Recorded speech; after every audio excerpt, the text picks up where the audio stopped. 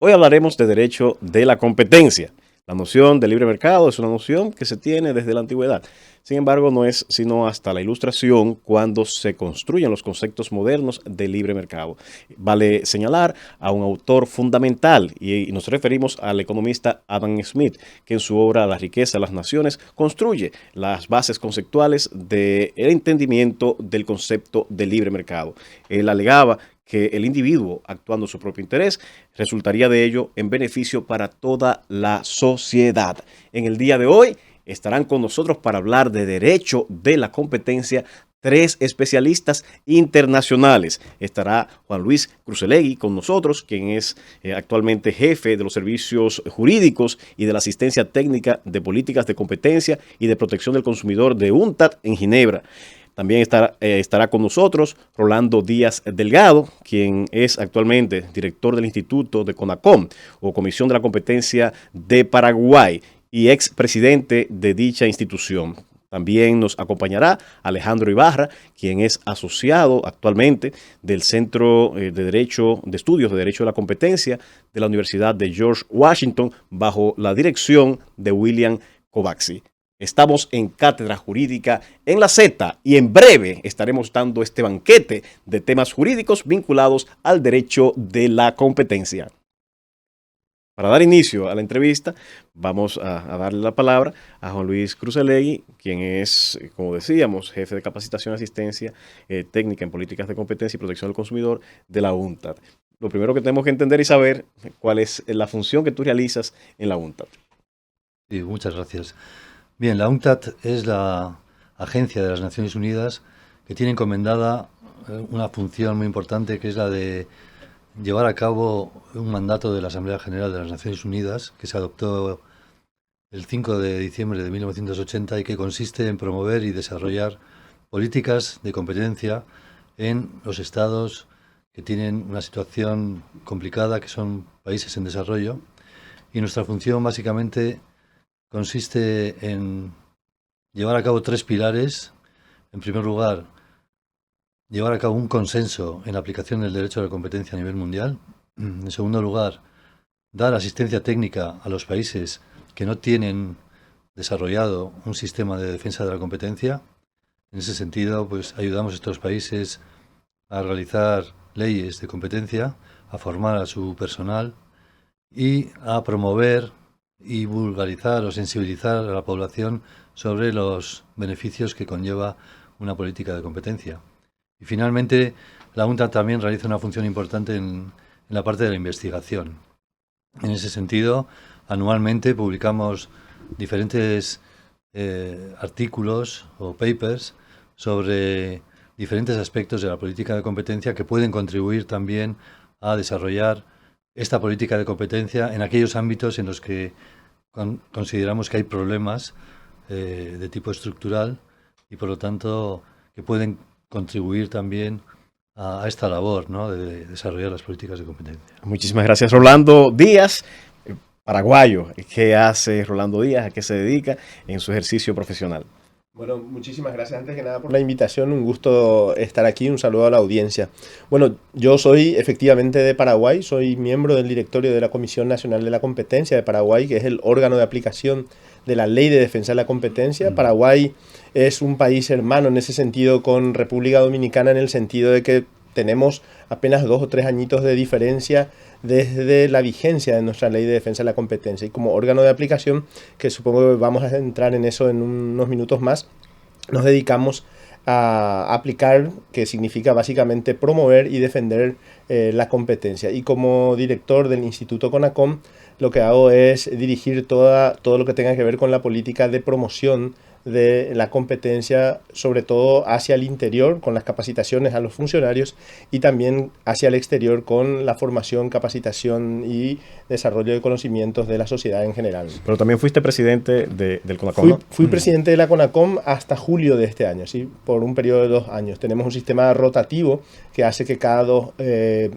tienes 2 años de presidencia y luego, que en realidad son los últimos años de ejercicio del periodo, ¿no? Tenemos un periodo de duración de 6 años, los últimos 2 años te tocan la presidencia, y luego, en este momento me encuentro en esa etapa, es una etapa de sustitución, ¿no? Tiene que haber un concurso público de oposición y bueno, tengo la posibilidad, por supuesto, de volver a presentarme y, bueno, ver si sigo en la CONACOM, ¿no? Vamos a ver, vamos a ver qué tal ocurre. Bueno, también aquí tenemos a Alejandro Ibarra, quien es un abogado en ejercicio colombiano. Bueno, aquí tenemos una afinidad muy grande con Colombia, una admiración e historias comunes.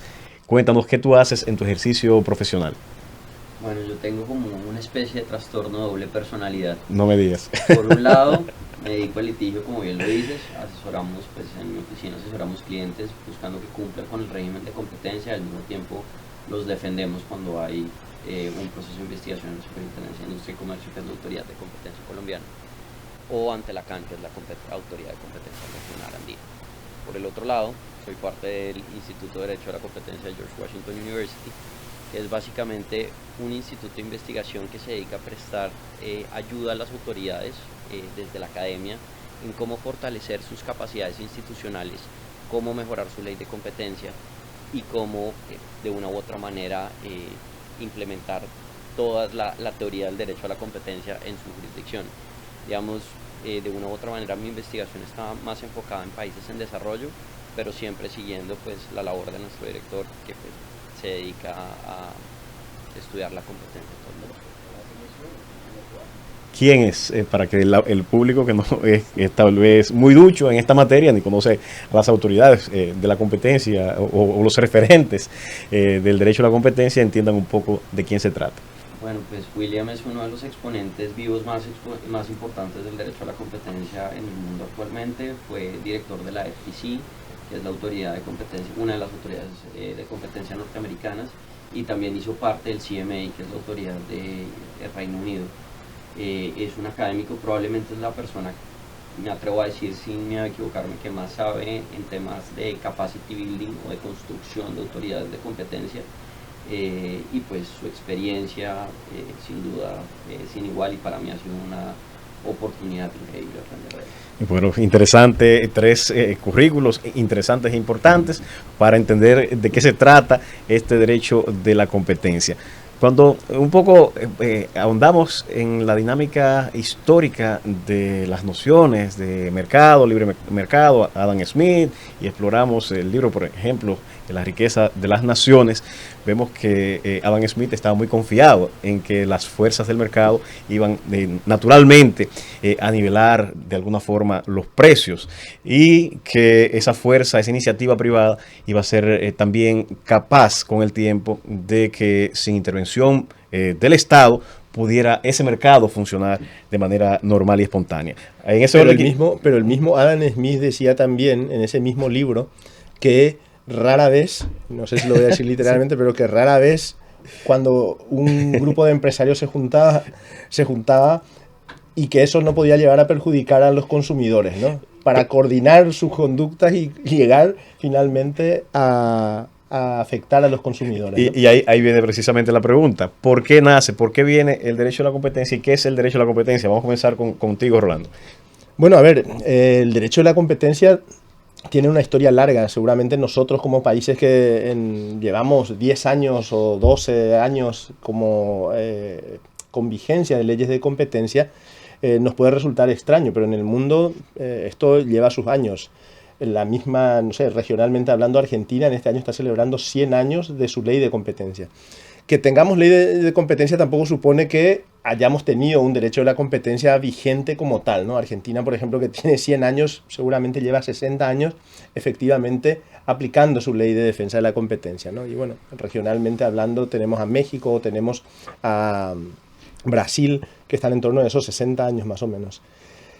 ¿Y qué es el derecho de la competencia o qué es lo que busca proteger el derecho de la competencia? Bueno, en ultimísima instancia, como todo el derecho, lo que busca proteger son a los ciudadanos, ¿no? Y a los ciudadanos en su visión o en su vertiente de consumidor, seguramente.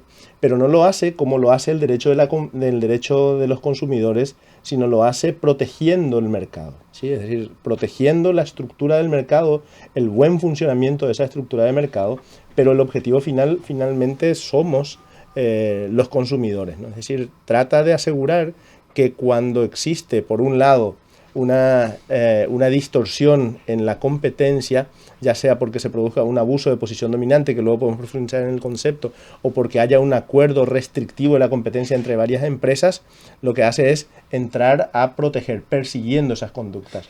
Pero por el otro lado puede de la misma forma promover la competencia mediante, por ejemplo, viendo la forma de que las barreras legislativas desaparezcan o no se instauren. Vamos a continuar con el análisis de esas prácticas un poquito más adelante, pero quiero seguir ahondando un poco en la parte histórica y, ¿por qué no? Vamos a hablar con Alejandro por la referencia de Estados Unidos como quizá la cuna del derecho a la competencia, la ley Sherman, y bueno, luego la evolución legislativa y las sentencias también o los casos que le antecedieron. Háblanos un poco de cómo surgió esa noción de derecho a la competencia en los Estados Unidos.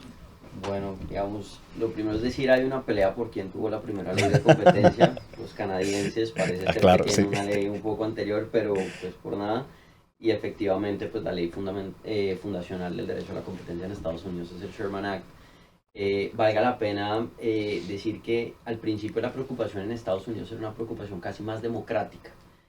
Tenemos unos agentes muy grandes, estos trusts, como los hablamos, que eran básicamente estas agrupaciones en distintas industrias. El más conocido puede ser el de Standard Oil, Rockefeller, que empezaron por su poder económico a hacerle una especie de frente al gobierno.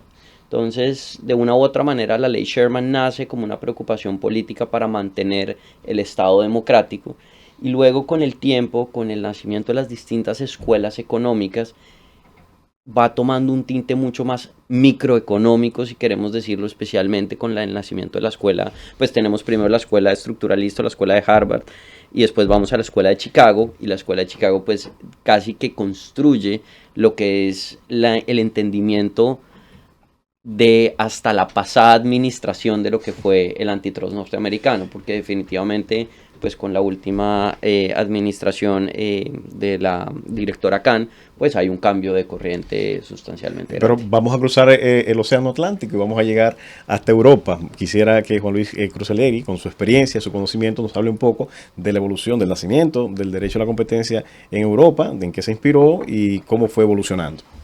Sí, en Europa esta corriente se inicia básicamente en Alemania y Francia, son los primeros países que adoptan regulaciones para evitar este tipo de prácticas anticompetitivas, pero yo considero que quien realmente ha promovido la adopción de legislaciones de competencia fueron las comunidades europeas. La Comunidad Europea, cuando se creó la primera comunidad del carbono y del acero en 1951 y posteriormente ya en 1957 la Comunidad Económica Europea en sí, fueron las que incorporaron dentro de los tratados una serie de reglas dirigidas a proteger la competencia en el mercado europeo como una política necesaria para construir lo que se llamaba entonces el mercado común y que posteriormente se ha convertido en el mercado interior, ¿no?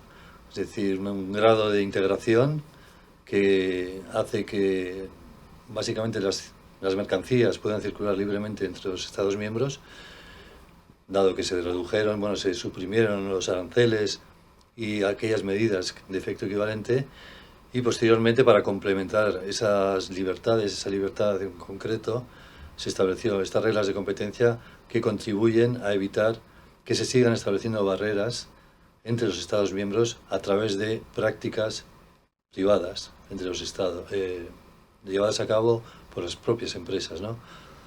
De las dos formas, ¿no? O bien a través de acuerdos entre competidores o bien a través de prácticas abusivas por parte de empresas con poder de mercado. Excelente. Y ahora, para que se entienda tal vez mejor y vayamos poco a poco desmembrando, descomponiendo estos conceptos tal vez tan abstractos, vamos a ir tal vez hablando de en qué consisten o qué son esas prácticas que se pueden entender anticompetitivas. Cuando una actividad, una acción, una decisión de una empresa se puede considerar como una práctica anticompetitiva. Bueno, básicamente tenemos dos líneas, ¿no? Una, los acuerdos restrictivos de la competencia y los abusos de posición dominante. Si vamos por los acuerdos restrictivos de la competencia, como su nombre lo indica, son acuerdos, es decir, concordatos por parte de las empresas, se ponen de acuerdo para restringir la competencia. Tenemos que entender por ejemplo, que las empresas de un mismo sector efectivamente se pueden unir y de hecho se unen, por ejemplo, en gremios, ¿sí? Pero cuando desarrollan actividades gremiales, cuando defienden intereses generales gremiales, no podemos decir que están en presencia de un acuerdo restrictivo de la competencia. Cuando estas empresas, sin embargo, se reúnen para, por ejemplo, fijar precios, evidentemente, si somos 4 empresas que podemos sentarnos en torno a una mesa y podemos definir nuestros precios, no vamos a definir los precios más bajos para el consumidor. Lo que vamos a hacer es subir lo más que podamos para asegurar que los consumidores sigan comprando y que el margen de beneficio sea mayor. ¿Por qué esta conducta es reprochable? Porque en realidad lo que hace o contribuye al bienestar del consumidor es que las empresas compitan y uno de los factores fundamentales de la competencia es el precio. Y si lo podemos ampliar un poquito, decimos precio y calidad, ¿no? Entonces, y por supuesto otros factores también. Pero si se acuerdan ese tipo de cuestiones, si se acuerdan políticas de competencia, al final lo que ocurre es que se afecta al precio, se afecta al desarrollo tecnológico, a la innovación, porque si tengo aseguradas las ventas, no tengo como empresario ningún interés en innovar. Entonces es perjudicial y además, por supuesto, eso se va a terminar reflejando finalmente en el precio, ¿no? Y esas prácticas concertadas, podría verlo quizá el oyente o el empresario que está escuchando y que no conoce de derecho a la competencia, decir, pero bueno, lo natural es que los asociados busquemos el bienestar nuestro como asociación. Y aquí quiero que Alejandro, como abogado en ejercicio, imagino que tendrá mucha asesoría, brindará mucha asesoría a las empresas en este sentido. Me gustaría que lo viéramos desde la óptica del empresario. Efectivamente, esto lo comprende el empresario, lo entiende, hasta qué punto mide estos riesgos cuando toma decisiones de llegar a estas prácticas concertadas. Bueno, aquí yo te diría que va a depender mucho de la jurisdicción y del país. Hay que construir una cultura de competencia y digamos que el derecho a la competencia al principio en su aplicación incipiente es contraintuitivo para la sociedad. ¿Por qué? Porque como tú lo dices, lo más normal es que alguien tienda a decir, venga, ¿cómo nos va a mejorar? Vamos a arreglarlo, vamos a ponernos de acuerdo para que nos vaya mejor en el negocio. Solamente hasta que se crea ese imperativo moral o ese reproche moral de entender que cuando hacemos eso estamos robando del consumidor, como bien lo señalaba Rolando, entendemos como sociedad que hay algo que está mal. Digamos, tú esa pregunta no me la hubieras hecho si me estuvieras diciendo nos asociamos con el otro para irle a disparar a un tercero, porque en la cabeza está de todos nosotros que matar está mal. Entonces, un poco el reto de la autoridad de competencia es crear esa cultura de cartelizarse está mal.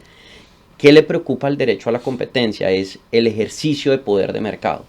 Entonces, has usado un término técnico que me obliga a detenerme un poco, para que le expliquemos un poquito a la audiencia, cuando hablamos de los carteles o cárteles, ¿a qué se refiere en el derecho a la competencia? Los carteles son básicamente son acuerdos que existen entre empresas, o más bien grupos de empresas que acuerdan restringir alguno de los elementos de la oferta, bien sea el precio, bien sea la calidad o bien sea la cantidad de bienes cuando se van a ofrecer, valga la redundancia, al consumidor. Y eso, cuando es sobre esos temas, es lo que se oye en la doctrina como hardcore cartels, que es básicamente los carteles que sí o sí están prohibidos, los acuerdos que no se permiten en prácticamente ninguna jurisdicción. Tú has mencionado al consumidor y mucha gente se quedará escuchando y pensando, pero no estamos hablando de mercado, no estamos hablando de empresas. ¿Qué tiene que ver el consumidor en todo esto? ¿Cómo, Juan Luis, resulta afectado el consumidor con estas prácticas concertadas? Bueno, pues el consumidor es el beneficiario último de la política de competencia, porque tal y como ellos han dicho, el objetivo es que las empresas actúen de forma autónoma en el mercado, que ofrezcan sus servicios o sus productos en el mercado teniendo en cuenta lo que hacen sus competidores. Es decir, si hay competencia en un mercado, para que alguien venda productos o ofrezca servicios en ese mercado, tiene que ser competitivo. Su producto tiene que ser de una calidad aceptable y el precio también. Cuando existe esa competencia, el beneficiario es el consumidor, porque va a poder elegir entre productos de diferentes precios o diferentes calidades. Entonces, el hecho de que las empresas se pongan de acuerdo para fijar un precio o bien para repartirse los mercados, tiene como consecuencia que el consumidor no puede beneficiarse de esa, digamos, de esa competencia que tiene que existir en el mercado. Excelente. Quería agregar algo aquí, Alejandro. Yo simplemente quería decir que en ese sentido, como dice Juan Luis, hay dos finalidades. Una es la dinámica del mercado, lo que se llama el bienestar, general. Cuando esto que dice Juan Luis pasa, lo que quiere decir es que la economía se dinamiza y se empiezan a utilizar todos los factores de producción para producir lo que más se pueda. Eso quiere decir que la economía empieza a crecer, es decir, hay un factor macroeconómico. Pero por el otro lado, eso implica inmediatamente la mejora de vida de los consumidores, porque pueden acceder a bienes de mejor calidad, de mejor precio, y usualmente hay más bienes en la economía, lo que quiere decir que hay más elección. Es decir, a diferencia del derecho del consumidor, que habla del derecho propio del consumidor, aquí lo que estamos es hablando de elevar los estándares de vida de una sociedad, tanto desde el punto de vista macroeconómico de las empresas como desde el punto de vista del ciudadano.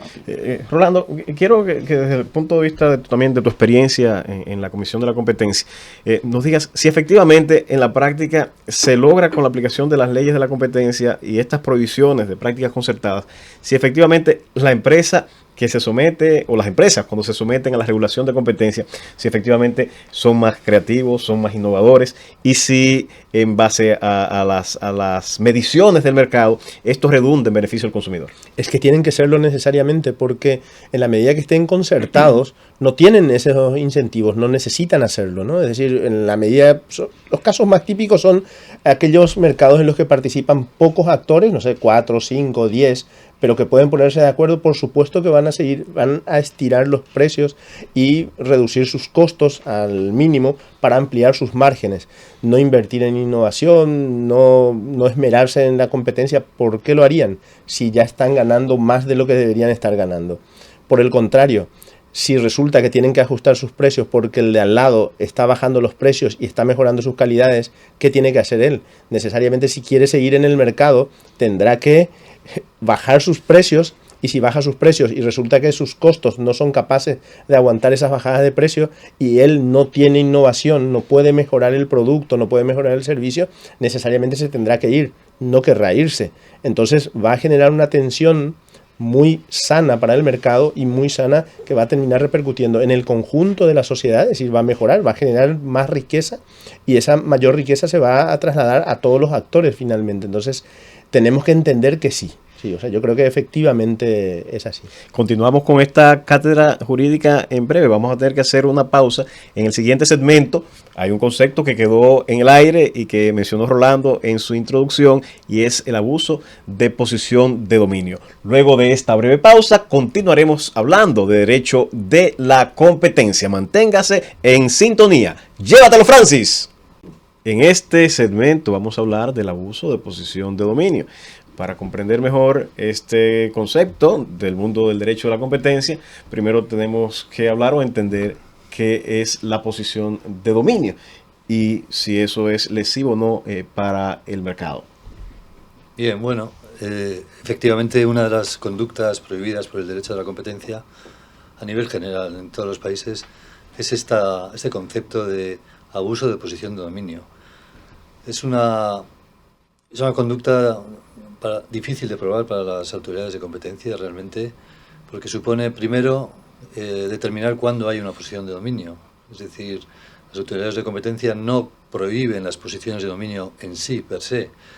Cualquier empresa en un mercado lo que quiere es tener esa posición de dominio, porque eso quiere decir que tiene un producto o un servicio que es adquirido por los consumidores de forma masiva y por lo tanto adquiere una cuota de mercado importante por los esfuerzos probablemente que ha realizado y porque tiene un producto que es bien aceptado por los consumidores.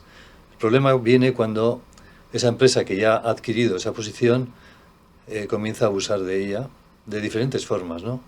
Normalmente las autoridades de competencia determinan que hay dos formas de abusar de esta posición. Bien, realizando conductas dirigidas a evitar que otros competidores, que otros jugadores entren en el mercado, o bien abusando de esa posición de dominio con respecto a los consumidores, es decir, explotando esa posición y ejercitando diferentes prácticas dirigidas a explotar al consumidor, por ejemplo, a través del establecimiento de precios excesivos, que llamamos. En la práctica, las autoridades de competencia lo que persiguen más, o lo que más, digamos, la práctica que es más dañina para el mercado es la primera que he dicho, ¿no? Es realizar prácticas dirigidas a evitar que otros jugadores entren en el mercado y que esa empresa comience a perder esa cuota de mercado. Hay diferentes formas de llegar a ese abuso explotativo, a ese abuso, y quizá, bueno, podría mencionar lo que llamamos los precios predatorios, que es una práctica que se da en aquellas ocasiones en las que la empresa en cuestión reduce sus precios, baja los precios por debajo incluso de los costes de producción, a efectos de que los demás competidores no puedan seguir esa dinámica y llega un momento en que se tengan que retirar del mercado para que luego esta empresa aumente sus precios una vez que vuelve a obtener la cuota de mercado que le permite seguir teniendo el poder de mercado. Hay otras prácticas como prácticas discriminatorias, etcétera.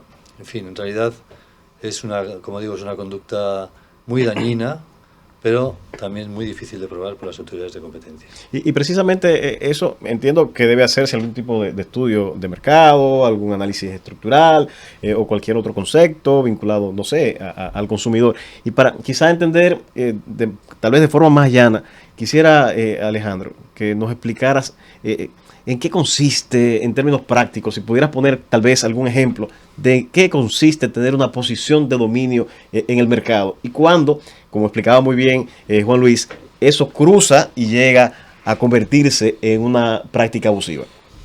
Ok, lo primero que me gustaría de pronto decir es, hay una especie de mito en el ambiente que siempre dicen los monopolios son malos, y eso no es cierto. A veces los monopolios son deseables, a veces son buenos y de hecho generan muchas eficiencias y beneficios para los consumidores.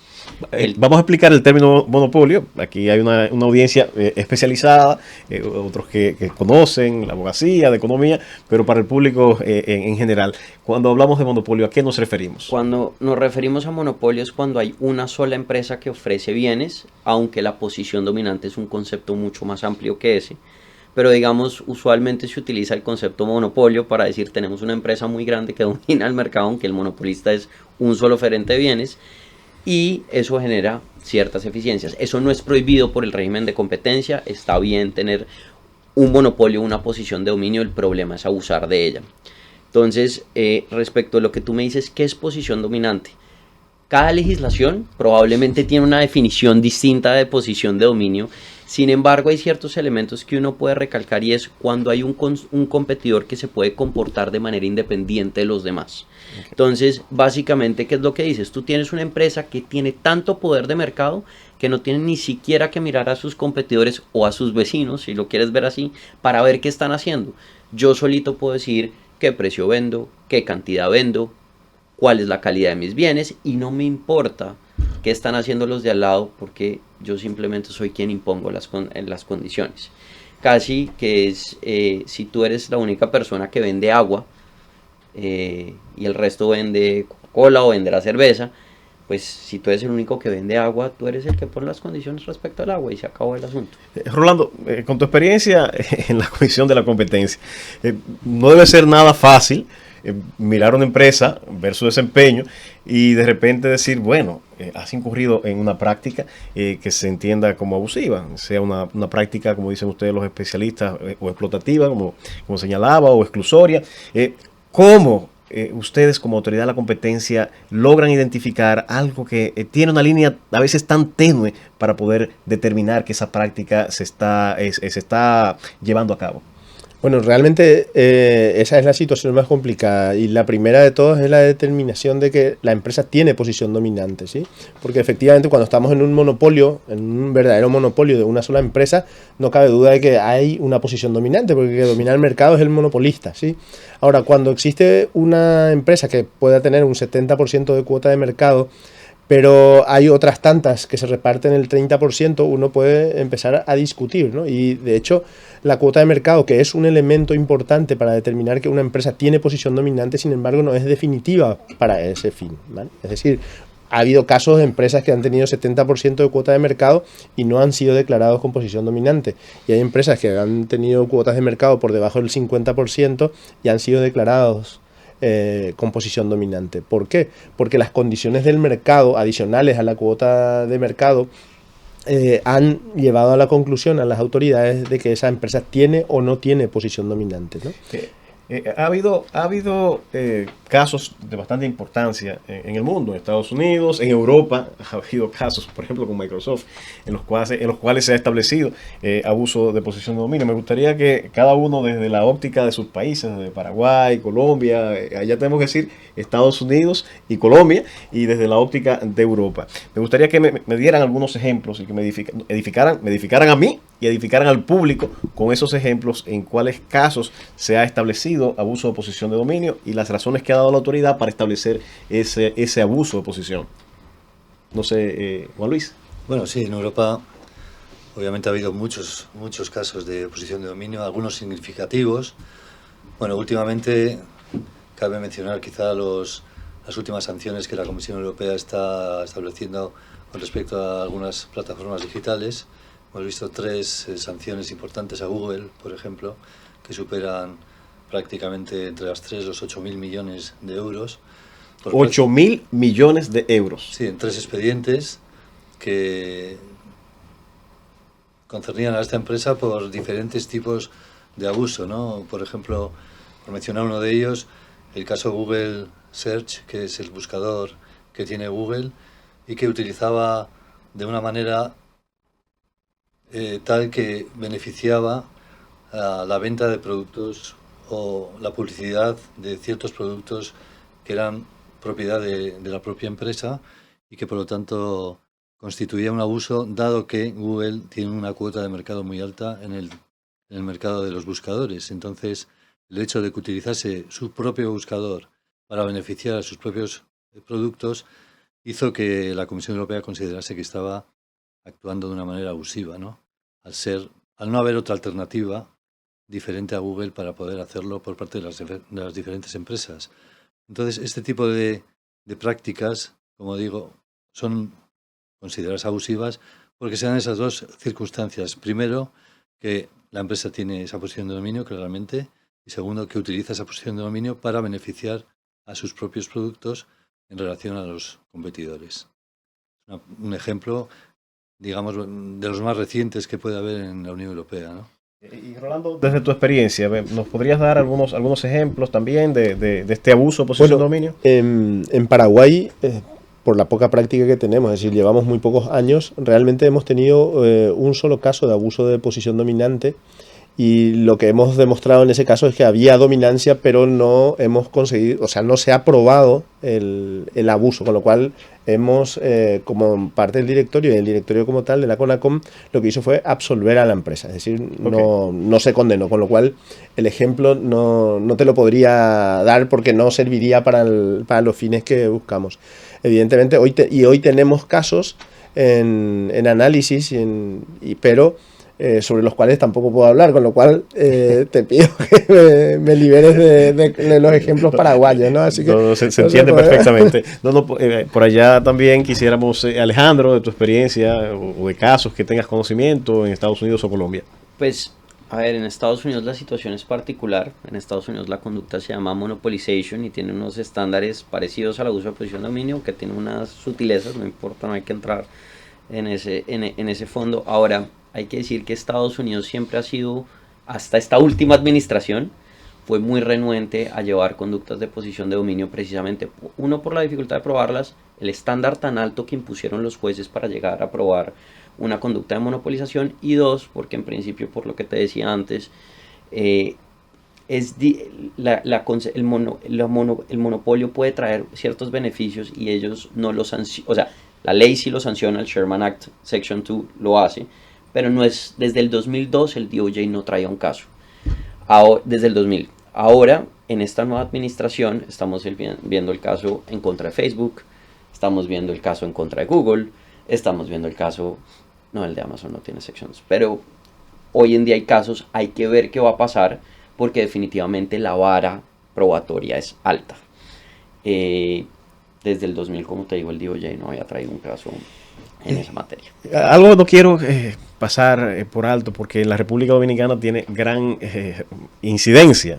Se está en un momento de implementación desde el año 2006 de una ley, que es la 340-06, que de alguna manera trata de prevenir la colusión en las compras públicas. Pero quisiera ver este concepto desde una óptica más amplia, para entender primero qué es colusión y cómo empalma este concepto con el derecho de la competencia. Rolando, si me puedes ayudar. Sí, bueno, la colusión en compras públicas es una modalidad de los acuerdos restrictivos de la competencia, sí, básicamente, ¿no? Con lo cual podemos decir que son una forma de acordar por parte de las empresas que participan en una licitación pública, y pueden acordar, por ejemplo, que uno sea el que gane, ¿no?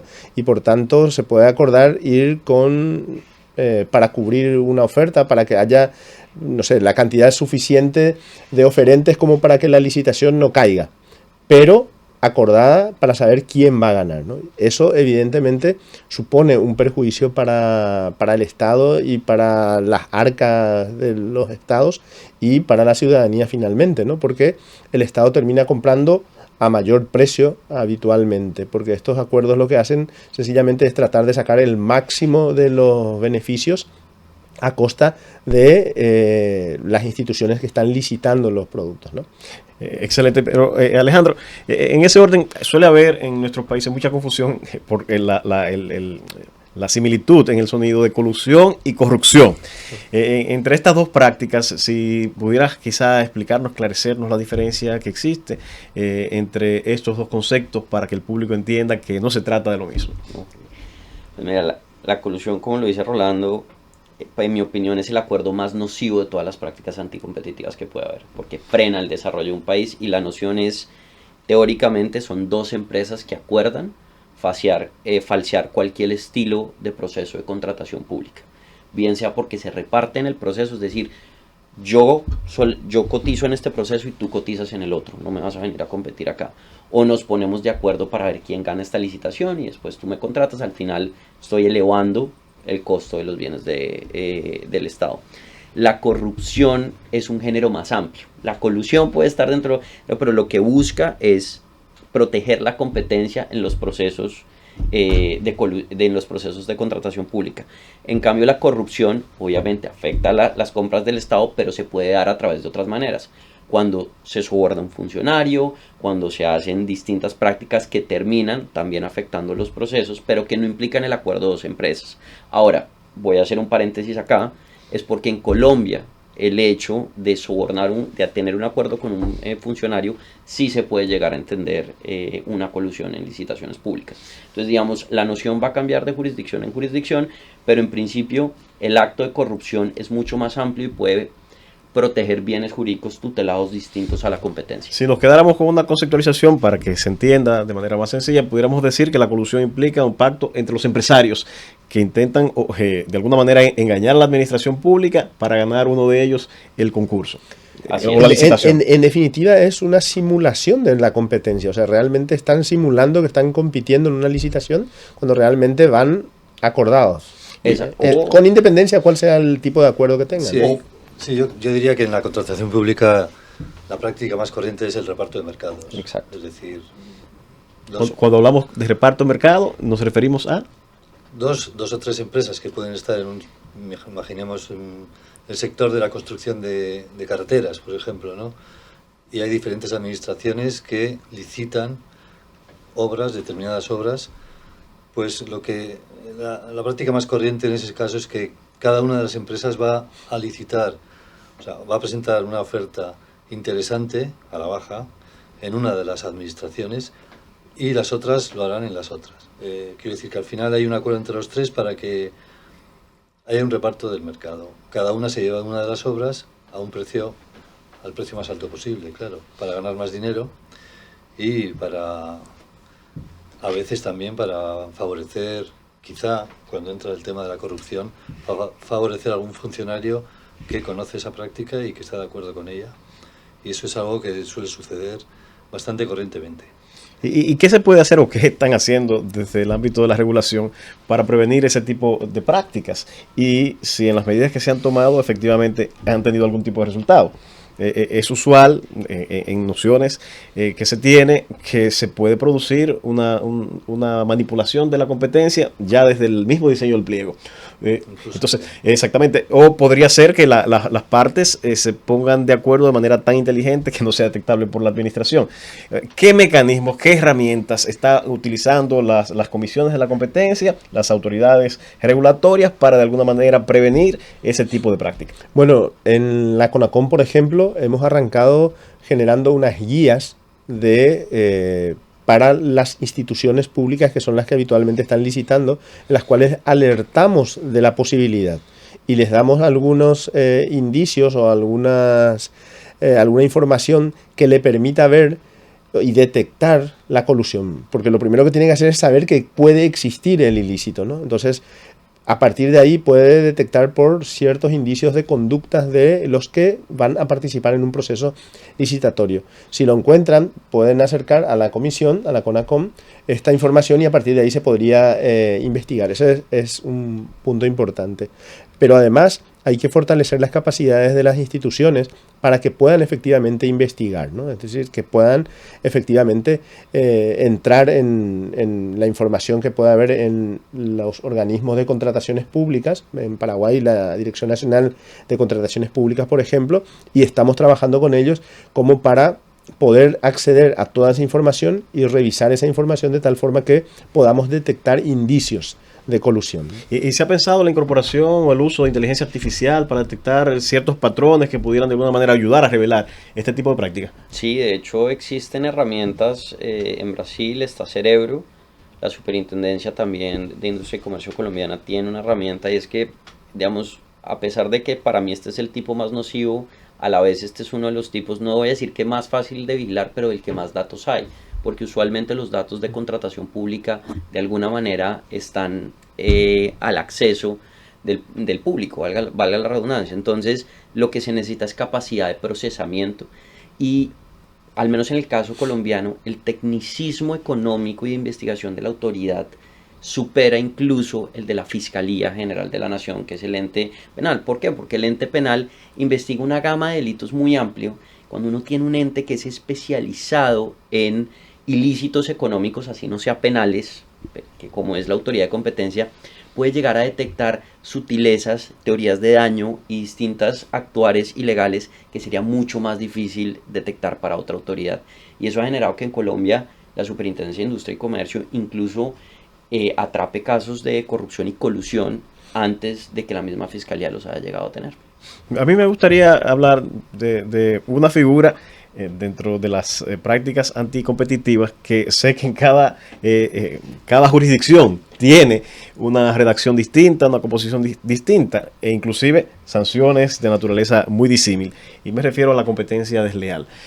Esta conceptualización quisiera que me ayudaran un poco a entenderla en el marco de sus legislaciones. ¿A qué nos referimos cuando hablamos de una competencia desleal? Sí, bueno, yo quizá podría hablar del caso de España, porque España dentro de su legislación tiene un tipo de práctica también que está prohibida por el derecho de la competencia, que son las prácticas desleales que tienen una incidencia en la competencia y en el interés general. Por ejemplo, puedo decir un caso de un colectivo, fueron los agentes de la propiedad inmobiliaria, que hacen una publicidad a nivel general diciendo que solo ellos pueden intermediar publicidad engañosa en la venta de bienes inmuebles de origen rústico o urbano, cuando en la realidad no tienen esa competencia exclusiva, porque la ley no les da esa exclusividad, y cualquier profesional, cualquier abogado, cualquier profesional administrador de fincas, por ejemplo, puede hacerlo también, puede hacer intermediación en este tipo de operaciones. Sin embargo, esa publicidad realizada por ese colectivo de agentes de la propiedad inmobiliaria se considera que es un acto desleal y que tiene un impacto en la competencia y en el interés general. Ese tipo de prácticas En España está prohibido, pero no es habitual. En las legislaciones de los estados no existe esa práctica. Y en Paraguay, ¿qué nos puedes decir, Rolando? En Paraguay no está incorporado al ámbito del derecho de la competencia, a la ley de defensa de la competencia, el tipo de competencias desleales. Es decir, nosotros no tratamos competencia desleal. Excelente. ¿Y Colombia No, y Estados Unidos? En los dos hay, digamos, yo me gustaría decir la diferencia entre la competencia desleal y las prácticas restrictivas de la competencia, que es un error muy común confundirlas. Muy bien. Es básicamente en las prácticas restrictivas, o lo que hablamos de competencia hasta este momento, antes de competencia desleal, nos ponemos de acuerdo para decir el resultado del partido o el resultado de la pelea. Mientras que en la competencia desleal, uno de los jugadores entra con una manopla debajo del guante. Es un poco la mejor manera de describir la diferencia entre uno y otro, porque en la competencia desleal sí hay competencia, pero hay alguien que está haciendo trampa, de una u otra manera. En Colombia hay competencias leales básicamente derivada del modelo español, que a su vez se deriva del modelo germánico y que después viene el convenio de París, pero tenemos competencias leal administrativa, competencias leal judicial, y en Estados Unidos está también la competencia leal, que en este caso solamente le corresponde a la Federal Trade Commission demandarla ante los jueces o conocerla a ella como juez administrativo. Bueno, estamos aquí con tres grandes especialistas, representantes de diversas esquinas del mundo. Estamos con Juan Luis Crucelegui, con Rolando Díaz y Alejandro Ibarra, tres especialistas internacionales del derecho de la competencia, desmenuzando los términos, la terminología propia de esta materia tan especializada. En el próximo segmento hablaremos de las concentraciones, del término concentración, las fusiones y adquisiciones y cómo esto afecta la competencia. Quédense ahí, que en breve regresamos. Llévatelo, Francis. Continuamos en la Cátedra Jurídica en la Z. Seguimos hablando de derecho de la competencia. Ahora nos toca hablar de las concentraciones, ¿qué son? Y precisamente seguimos aquí con tres grandes especialistas internacionales. Tenemos a Rolando Díaz, tenemos a Alejandro Ibarra y a Juan Luis Crucelegui. Tres especialistas de derecho de la competencia. Quisiera que Juan Luis comience y nos explique un poco en qué consiste esto de las concentraciones. Sí, bueno, control de concentraciones es un instrumento fundamental para una autoridad de competencia y consiste básicamente en establecer un sistema de control, normalmente un control previo, de cualquier operación de concentración que van a llevar a cabo dos empresas, generalmente competidoras, no tienen por qué serlo, pero son las que realmente pueden constituir un daño al mercado. Y lo que se hace en estos casos es que la autoridad establece un control para evitar que esa operación constituya un problema para la competencia. Entonces tiene un efecto básicamente preventivo. Y el objetivo es... Pero ¿de qué manera, Juan Luis, esa concentración puede constituir un riesgo o un daño para el mercado? Sí, porque una operación de concentración puede modificar la estructura de un mercado. Entonces puede hacer que ese mercado, que esa operación dé, por ejemplo, dé lugar a la aparición de una empresa con poder de mercado que luego es susceptible de poder abusar de él, ¿no? Entonces, dependiendo de los mercados, cuando un mercado, por ejemplo, tiene barreras de entrada importantes y es difícil que un competidor pueda entrar en ese mercado, la autoridad de competencia normalmente no va a autorizar esa operación de concentración porque elimina la competencia en el mercado y es difícil que la competencia vuelva al tener barreras de entrada importantes. Y si la autoriza, la va a autorizar estableciendo una serie de condiciones que permitan precisamente que esa entrada de nuevos competidores sea posible. Excelente. Es un poco el objetivo de ese control. Pero de tu exposición brillante nos quedan dos términos que quedan como colgados, que tenemos que entenderlo mejor. Hablaste de barreras de entrada y también del mismo término concentración. Quisiera, no sé si Rolando o Alejandro nos ayudan a explorar estas dos terminologías. ¿Cuándo y qué es o qué se entiende como una barrera de entrada y en qué consiste la concentración? Bueno, la barrera de entrada es básicamente limitaciones a que nuevos competidores puedan entrar al mercado.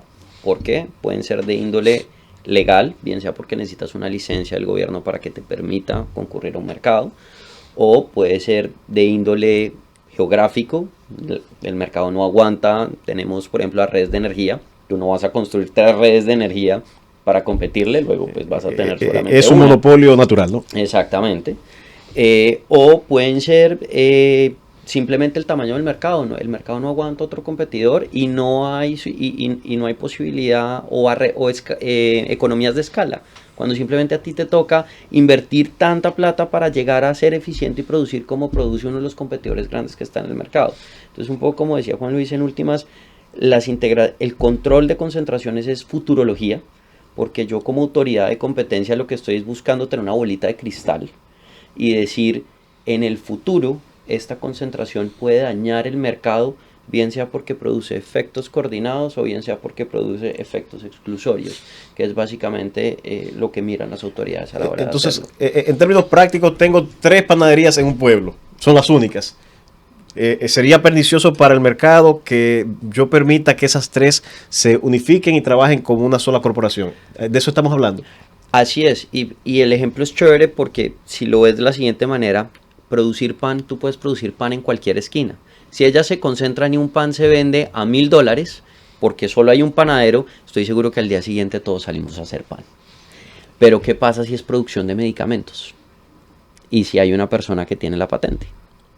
¿Cuántas personas pueden producir ese medicamento si tú subes el precio? De pronto no muchas. Entonces, esa dificultad para producir o sustituir un producto, pudiéramos llamarle a esto una barrera de entrada. Claro que sí. Entonces, en esas dificultades que se generan a consecuencia de esa concentración, ¿qué mecanismos tienen los países, por ejemplo, el caso de Paraguay, para prevenir esas concentraciones? Bueno, en realidad, en general, casi todas las instituciones de competencia tienen más o menos las mismas herramientas, ¿no? Cuando una operación de concentración, una fusión, por ejemplo, entre 2 empresas, supone un riesgo para la competencia, por esto, porque puede crear una posición dominante, por ejemplo, una posición dominante que además ponga en riesgo y genere los incentivos como para las tentaciones, ¿no? Para abusar de esa posición dominante. Lo que hace la autoridad es, si ve que eso es de tal envergadura que no tiene forma de garantizar que no ocurra, ¿sí? Puede rechazar la operación y por tanto la operación no se lleva adelante. Pero lo habitual en este tipo de circunstancias es que le imponga ciertas condiciones a las empresas que se están fusionando, de tal forma que esas condiciones de alguna forma vengan a mitigar los riesgos que produce esta operación como tal, ¿no? Entonces las empresas, si van a llevar adelante esa operación finalmente, tendrán que cumplir con esos condicionamientos, ¿no? Lo que les llamamos remedios, ¿no? Puedo citar algún ejemplo que tuvimos en Paraguay muy rápidamente, ¿no? Uno de los primeros, fue la primera operación de concentración condicionada y fue entre 2 empresas de transporte de caudales, ¿sí? De caudales, en el mercado existían 5 empresas, se fusionaban las 2 únicas multinacionales, con lo cual quedaban 3 o 4 que eran de capital nacional, ¿sí? La única que realmente podía decidir, tomar la decisión y tener los recursos para hacer una competencia fuerte en el mercado era la que se estaba vendiendo, es decir, se producía una absorción. Por tanto, se producía un incremento de cuota de mercado importante, ¿no? Se alcanzaba unas cuotas entre el 60 y el 70%. Esto, cito la cuota como tal, pero tenía otros elementos muy importantes, insisto, era la única que estaba en condiciones financieras de hacer frente a determinadas situaciones, ¿no? Y esto dejaba a las demás en una situación bastante incómoda. Era la única que tenía bodegas, que es un requisito, una infraestructura necesaria para operar, en el interior del país. Todas las demás tenían en la capital, es decir, todas las sucursales de los bancos en el interior no podían operar con estas pequeñas, ¿no? Entonces, para autorizando la operación de concentración, se le impuso, por ejemplo, la obligación de compartir por un periodo de 5 años sus bodegas, es decir, celebrar contratos con estas empresas más pequeñas y que con eso se generaba algún incentivo para que en el interior del país también puedan contratar sus servicios para las otras empresas. Con esto lo que se busca es de alguna forma mitigar el efecto de que producía esto, ¿no? También se establecieron otras medidas, ¿verdad? Pero creo que esto es bastante gráfico en el sentido de hasta cuándo se puede llegar, ¿no? Claro, claro. Sí. Muy interesante. En las nociones de control de fusiones, conocemos de al menos dos modelos para, de alguna manera, mitigar o reducir los daños al mercado que generan las concentraciones, las fusiones. Y quisiera, Alejandro, que nos hablaras de los diferentes modelos. Tengo entendido que en Estados Unidos hay un control ex post. Y quisiera que nos hagas la diferencia, ya que tienes la experiencia de los dos mundos, entre ese control previo y el control posterior de las fusiones. Ok, no, perfecto. Una cosa antes es, la noción de concentración es una noción mucho más amplia de la noción de fusión. Claro. Y lo digo es porque normalmente ahí es donde entran la mayoría de las confusiones. La noción de concentración es una noción económica, donde antes habían dos agentes, no importa si se fusionan o no sociedades, ahora hay uno, digamos, eso es un poco. El modelo ex ante y el modelo ex post no es que sean dos modelos en jurisdicciones distintas, sino usualmente coinciden.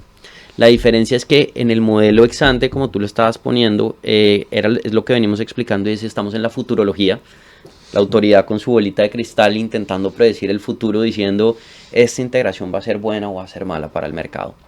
En el modelo ex post es la autoridad simplemente revisa hacia atrás y mira la integración fue buena o fue mala. ¿Y por qué pasa? Porque usualmente para que una autoridad revise una integración hay unos mínimos, hay unos requisitos, hay unos thresholds.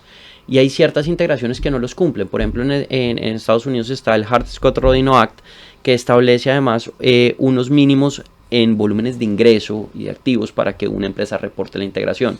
Entonces eso quiere decir que todas las concentraciones que están por debajo de eso se pueden hacer sin que la autoridad las apruebe. Aún así, esas concentraciones pueden tener un efecto nocivo. Entonces la autoridad puede mirar hacia atrás y decir, vamos a ver si estas concentraciones que no aprobé pueden haber afectado el mercado, y puede simplemente iniciar una investigación como hubiera iniciado una investigación para un abuso de posición dominante o para un cartel. Nos podríamos pasar la tarde entera, yo diría que días, con tantas nociones tan interesantes en este punto en el que se cruza el derecho con la economía. Y por qué no, con otras tantas disciplinas para poder establecer si hay un abuso, si hay deslealtad, bueno, todas estas conceptualizaciones que hemos visto en este programa tan interesante. Ya para cerrar, que el tiempo se nos está agotando, quisiera que nos dijeran brevemente por qué han cruzado, por qué han pasado por este hermoso país, República Dominicana, cuál es el motivo de la visita en la República Dominicana. Bueno, bien. En mi caso, desde luego, desde la perspectiva de Naciones Unidas, colaboramos con los países latinoamericanos, y en esta ocasión ha sido la República Dominicana quien ha organizado un evento muy importante a nivel internacional dentro de la región latinoamericana, que es la celebración de una reunión del Grupo de Trabajo de Comercio y Competencia de América Latina y del Caribe, que es un foro internacional, como digo, en la cual ponemos en común autoridades de la competencia, autoridades del comercio, para tratar un tema que afecta a los dos ámbitos, al comercio y a la competencia, a efectos de facilitar un diálogo entre las diferentes autoridades para mejorar el funcionamiento. En este caso, en este año hemos hablado sobre los mercados financieros, sobre las nuevas tecnologías en los mercados financieros, y el objetivo era precisamente facilitar ese diálogo para, de alguna manera, intercambiar experiencias, opiniones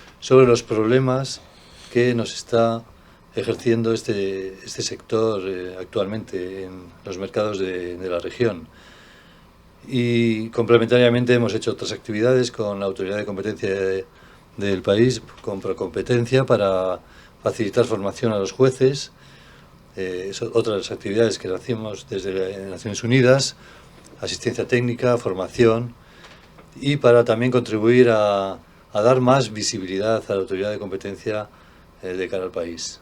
Excelente, Alejandro. Rolando, cuénteme, ¿cuál es su experiencia aquí y por qué vinieron a la República Dominicana? Por las razones que ya señaló Juan Luis, y estamos celebrando realmente la Semana de la Competencia con Procompetencia, con estas actividades realmente impresionantes, una maratón en esta semana.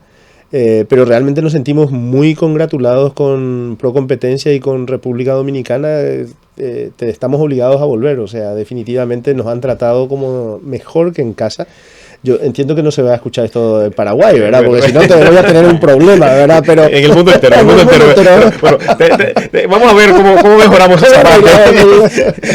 Alejandro. Bueno, no, pues yo vine a participar en todos los eventos que los dos han descrito, pero pues además lo que me trajo aquí es mi doctorado se centra en competencia en países en desarrollo. Yo creo que la política de competencia es un motor de impulso para los países. Vengo de Colombia también, un país en desarrollo. Y cuando uno ve autoridades que, como decimos en Colombia, se están poniendo la 10 y dando un esfuerzo para no solamente ser visibles, sino todos los pasos para construirse como debe ser, pues yo creo que hay que apoyar todos esos esfuerzos y pues desde el Centro de Competencia en Washington lo que buscamos es ayudar a todas las autoridades que están en ese proceso para que lleguen a un feliz término. Bueno, les agradezco infinitamente ayudarnos a caminar por este hermoso mundo e interesante mundo del derecho de la competencia, y a ustedes también, amigos, por escucharnos en la Z101 en su programa Cátedra Jurídica en la Z. Los invito a continuar con la programación y sintonizarnos el próximo sábado en la Z101. Muchas gracias por la sintonía.